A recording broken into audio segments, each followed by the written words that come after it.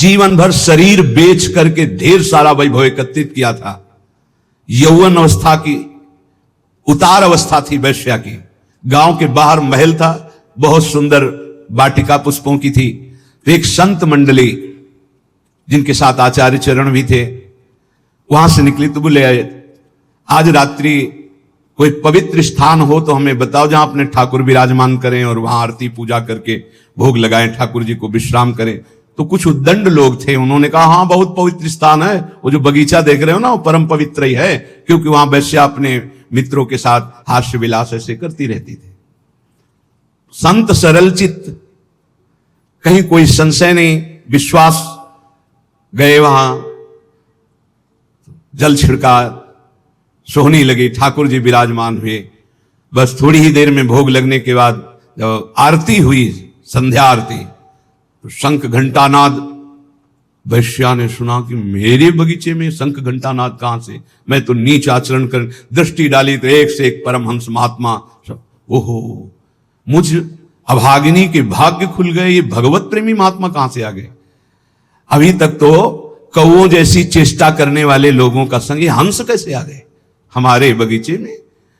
आज मेरे ऊपर भगवान की विशेष कृपा, अहेतुकी कृपा, क्योंकि मेरे कोई ऐसे आचरण नहीं जिससे भगवान प्रसन्न हो, क्योंकि बिना भगवान के प्रसन्न हुए ऐसे महापुरुषों का दर्शन कैसे हो सकता है।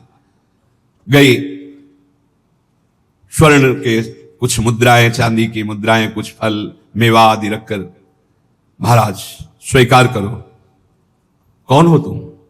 भगवान जिस बगीचे में बैठे हो इस दासी का ही बगीचा है, कौन हो तुम? वैश्यावृत्ति से जीवन निर्वाह करने वाली हूं, मैं वैश्या हूं।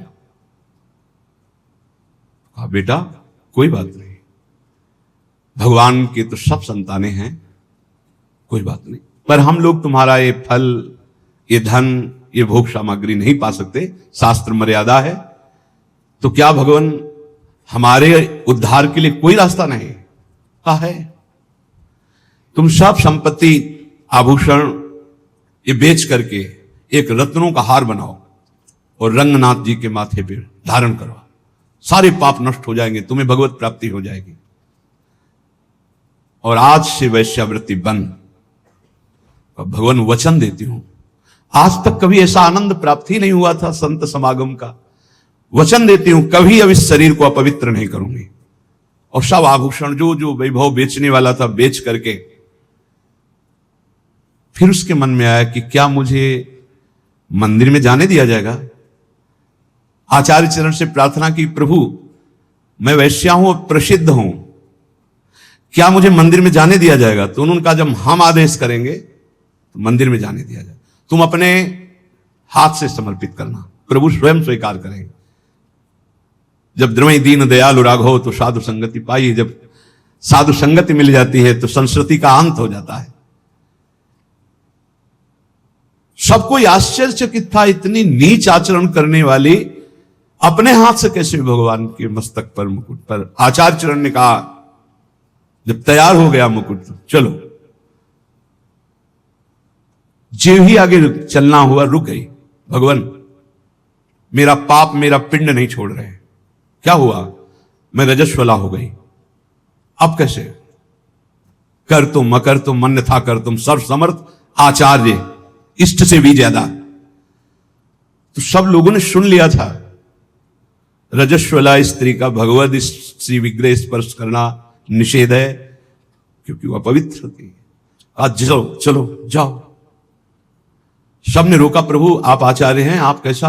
अगर रंगनाथ जी स्वीकार कर रहे हैं तो तुम्हें किसी को रोकने की जरूरत नहीं, और रंगनाथ जी स्वीकार करें इसका प्रमाण होगा कि सर झुका देंगे।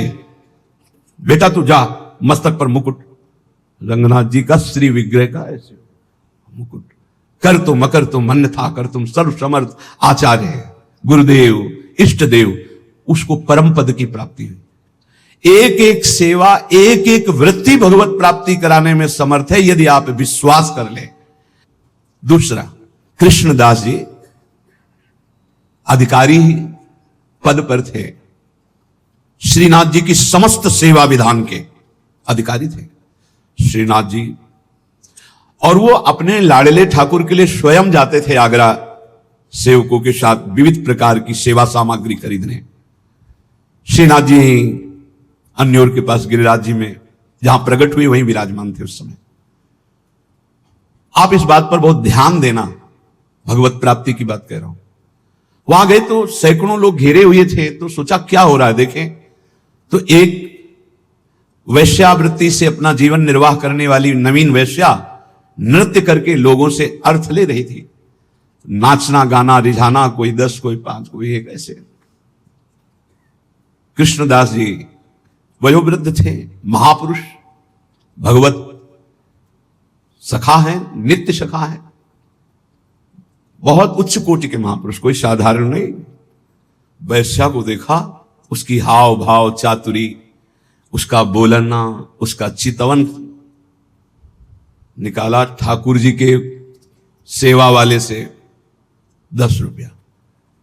वैश्या ने देखा कि संत हैं, पर बड़े रिझवार संत हैं, 10 रुपया फिर निकाला। और वैश्या की तो दृष्टि उन्हीं पे जम गई। 2-3 बार नजदीक आए, उनका 1000 मुद्राएं देंगे। अरे उनका मालिक आदेश करो, कहां है? बोले पूरे परिकर सहित जहां हमारा विश्राम स्थल वहां, अब तुम केवल हमें दिखाओ। 1000 मुद्रा में तो पूरे परिकर सहित गान बजा नृत्य देखा। ठीक है, उनके परिकर से कहा कि 1000 मुद्राएं सब आपस में बांट लो, और वैश्या से कहा मेरे बादशाह के सामने तुम्हें नाचना है, तुम जितनी संपत्ति कहोगे उतनी दे, केवल नाचना है। उनका हमारा तो जीवन कृतार्थ हो गया। आप कौन हो? काम बोले कुछ परिचय नहीं, बस मेरे साथ चलना है, और ये तुम्हारे परिकर का कोई नहीं चलेगा। इनको जितना आप कहो हम अर्थ दे दें, जिनसे इनका जीवन निर्वाह होगा, और तुम हमारे साथ चलो। ऐसा ही अधिकारी थे, खूब वैभव था। अब तो पूरे गिरिराज जी में, ब्रज में फैल गया कि बुढ़ापा बुद्धि बदल रही है। भाई देखो माया का प्रताप। कृष्णदास जी अधिकारी एक नवीन अवस्था की वैश्या आगरा से लाए भाई, लेकिन संतों का उद्देश्य जो होता है वो कोई बिरला ही जान पाता है। अपनी कुटिया के बगल में एक झोपड़ी बनाई, विराज है, और ब्रज के समस्त महान कुंडों का स्नान करवाया। फिर सुंदर पद पूर्ण रूप से अपनी रस रीति से गाना सिखाया उसे, ऐसे गायन किया जाता, और अपनी रस रीति के वाद्य। एक दिन कहा चलो आज अपने बादशाह के सामने हम पेश करते हैं। तुमको वैसे ही पेश होना है जैसे बादशाह के सामने पेश हुआ जाता है। अगर मेरे साहब रीझ गए तो जन्म जन्म की बिगड़ी तेरी बन जाएगी। अभी तक नहीं बताया था किसके पास ले जा रहे। बोले चल और देख, ये मत समझना कि मेरे बादशाह मूर्ति है, साक्षात विराजमान है। उसने कहा मुझे तो पैसे से मतलब है, मनमानी पैसा देंगे, बस तू रिझा दे। और श्रीनाथ जी के पास जाके कहा प्रभु जब जब आगरा गए हैं तो आपकी पसंद की चीज लाए हैं, आज एक पसंद की वस्तु हम लाए और आपको भेंट कर रहे हैं, स्वीकार करो। वो श्रीनाथ जी को नमन करके जे ही नृत्य शुरू किया और पूरा पद गाया। पद गा के जे ही ऐसे किया और ऐसे देखा, कोटि मनमथ मन मथा, करोड़ करोड़ काम को मूर्छित कर देने वाले अधरों पर बंशी, विशाल नेत्र, बंक कटाक्ष, एक मुस्कान में मर गए, प्राण निकल गए, उसी क्षण निकल गए, परम पद को प्राप्त। क्या है भगवत प्राप्ति? क्या किया इसने अभी तक? वैश्या संसार के भोगों में लिप्त एक महात्मा की बात मान ली तो भगवत प्राप्ति हो गई। जिस क्षण जीव आचार्य शरण में हुआ उसी क्षण से आचार्य ने पकड़ लिया उसे। आचार्य प्रकट ही हुए हैं करुणा करने के लिए। सब प्रकार के दुख दोषों का अपहरण करके अपना महान सुख प्रदान कर देते हैं आचार्य चरण। भगवत रसिक जी कहते हैं जिस दिन से मैं स्वामी हरिदास जी की शरण में हुआ, स्वामी जी ने उसी दिन से अपना लिया और सारे दुख दोषों का हरण करके मुझे महान सुख प्रदान किया। महान सुख जो दुख और सुख दोनों से परे है, अनुकूलता और प्रतिकूलता दोनों से परे है, समत्व, प्रेम, नित्य विहार रस, ये महासुख है।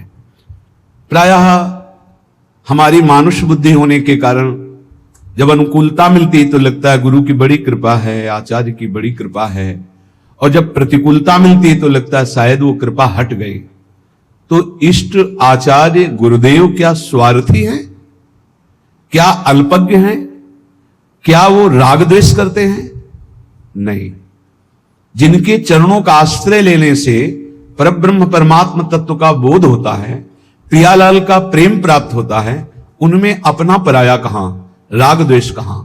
वहां तो एकमात्र शरणागति का निर्वाह है। अब वो कई प्रकार से होता है। कभी कभी आचार्य गुरुदेव इष्ट देव की ऐसी करुणा प्रकट होती है जो बड़ा भयंकर रूप लेती है। हमारे लिए ऐसा लगता है बड़ा भयावना है, और परिणाम बड़ा सुहावना होता है कि यदि वो ऐसी कृपा ना करते तो ये परिणाम ना मिलता, पक्का मान लीजिए।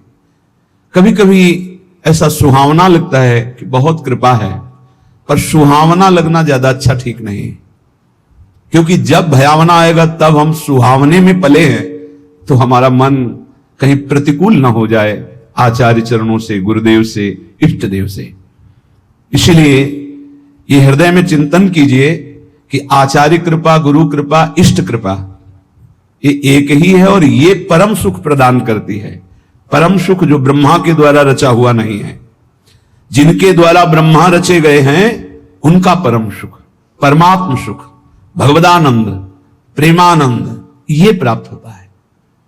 भगवत ऋषि जी कहते हैं जिस दिन से आचार्य की शरण में हुए उन्होंने अपनाया, सारे दुख दोष नष्ट हुए और मुझे महान सुख प्रदान किया। एक दिन भगवत ऋषि जी अपने गुरुदेव पूज्य श्री ललित मोहिनी देव जी से टटिया स्थान में जाकर के कहा कि गुरुदेव बहुत संयम से रहता हूं, मधुकरी वृत्ति से रहता हूं, फिर भी काम वेदना बहुत सताती है। मानो ये हर उपासक का प्रश्न है। बहुत संयम से, बहुत इंद्रियों को अंतर्मुख रख के, फिर भी ये काम वेदना सबसे बड़ा वेग है। ये काम बड़े बड़े ज्ञानियों का भी शत्रु है। साधारण पुरुषों को तो मार ही गिराता है, ये ज्ञानियों को भी गिरा देता है। इसमें बड़ा लुभावनापन है।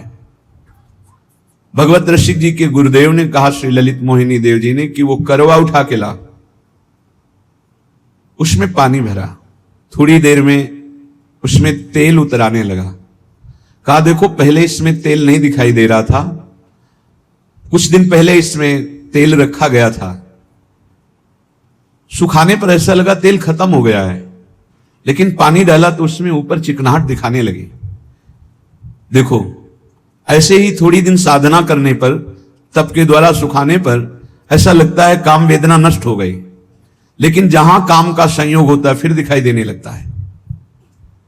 फिर उस करवे को रसोई अमनिया की गई थी तो बहुत आग बची हुई थी, उसी आग में रख दिया। थोड़ी देर के बाद निकाला, फिर पानी डाला, बिल्कुल तेल नहीं आया। बोले देखा अब नहीं। जब प्रभु के मिलन की आग में हृदय जलने लगता है, तड़पने लगता है, रोना, सिसकना, तड़पना, आहों की जागीर, आहा आज की रात गई आप नहीं आए, हाय आज का दिन भी गया आप नहीं आए। तड़प तड़प करके वो एक एक मिनट व्यतीत कर रहा है। उस तड़पन की अग्नि में, विरहाग्नि में फिर ये काम, क्रोध, लोभ, मोह, मद, मत्सर सब भस्म हो जाते हैं। आचार्य कृपा, गुरु कृपा भगवत मिलन की चाह प्रकट करती है। ये न समझे कि गुरु कृपा, आचार्य कृपा से केवल लौकिक सुख सुविधा मिल जाए तो सिद्ध संत, हमारे पुत्र नहीं हो रहा था तो गर्भ रह गया, भाई बड़ी कृपा, बड़े सिद्ध संत, बड़ा सिद्ध दरबार, हमारा काम नहीं बन रहा था, अमुक काम बन गया। भूल में मत रहना, ये सुकृत का फल है।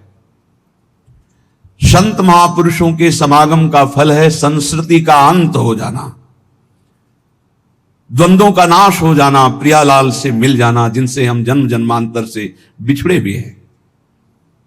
भगवत ऋषि जी कहते हैं ये सुख हमें आचार्य चरण ने प्रदान किया। सायन कहते हैं भाष्यकारों को, वेदों का, शास्त्रों का, पुराणों का बहुत ज्ञान है, बड़ी कीर्ति है, बड़े महाजन, सम्मान, प्रतिष्ठा भी है, पर यदि प्रभु से प्रेम नहीं तो इसका क्या होगा? शास्त्रों का व्याख्यान कर लेना, पुराणों का व्याख्यान कर लेना, समाज में कीर्ति, प्रतिष्ठा, धन, वैभव, महिमा प्राप्त हो जाना, क्या है इससे? अगर प्रभु के नाम में प्रीति नहीं, धाम में प्रीति नहीं, लीला में प्रीति नहीं, प्रभु के लिए रोना नहीं आया तो मिला क्या? शरीर छूटने के बाद न तुम्हारी कीर्ति जाएगी, न पैसा जाएगा, न ज्ञान जाएगा। ज्ञान वही जागृत होता है जो भगवत अनुराग में या आत्म प्रीति में, और ये सब भूल जाता है। पढ़ा लिखा ज्ञान भूल जाता है। जैसे गर्भ में भी तो ज्ञान हुआ था, भगवान ने हमें ज्ञान दिया था, हे नाथ अब की बार मां के गर्भ से बाहर करो, बाहर निकलकर इतना तप पूर्वक भजन करूंगा कि दोबारा किसी मां के गर्भ में ना आऊं। लेकिन जब बाहर आए, कहां कहां कहां भूल गया वो ज्ञान। फिर लग गए मैं और मोर तोर तय माया, जही बस कीन्हे जीव निकाया, भूमि परत भा ढावर पानी, तिम जीव ही माया लपटा। फिर भूल गए। ज्ञान किस काम का जो विस्मरण करा दे? शुद्ध ज्ञान बोध है, शुद्ध ज्ञान भगवत प्रेम है। जोग कुजोग ज्ञान अज्ञानु, जहां नहीं राम प्रेम परधानु।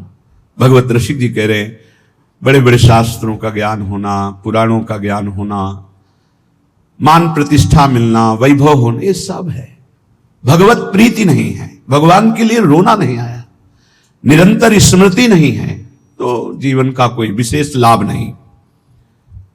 प्रिया प्रीतम के अनन्य भाव में जो डूबे हुए रसिकाचार्य महाजन हैं, इनकी शरणागति मात्र किशोरी जी के चरणों में प्रेम प्रदान करती है। पर शरणागति होती मन से, वचन से, कर्म से, स्वयं से।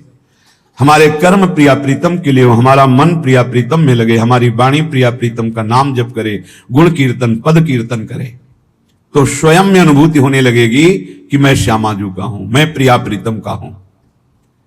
बोले बड़े बड़े योगियों का पवित्र किया हुआ सूक्ष्म मन भी जिस नित्य विहार रस में, अर्थात श्यामा श्याम की प्रेम केली में प्रवेश नहीं कर पाता, वहां स्वामी जी महाराज की कृपा से हमारा प्रवेश हो गया, भगवत ऋषि की कहते हैं।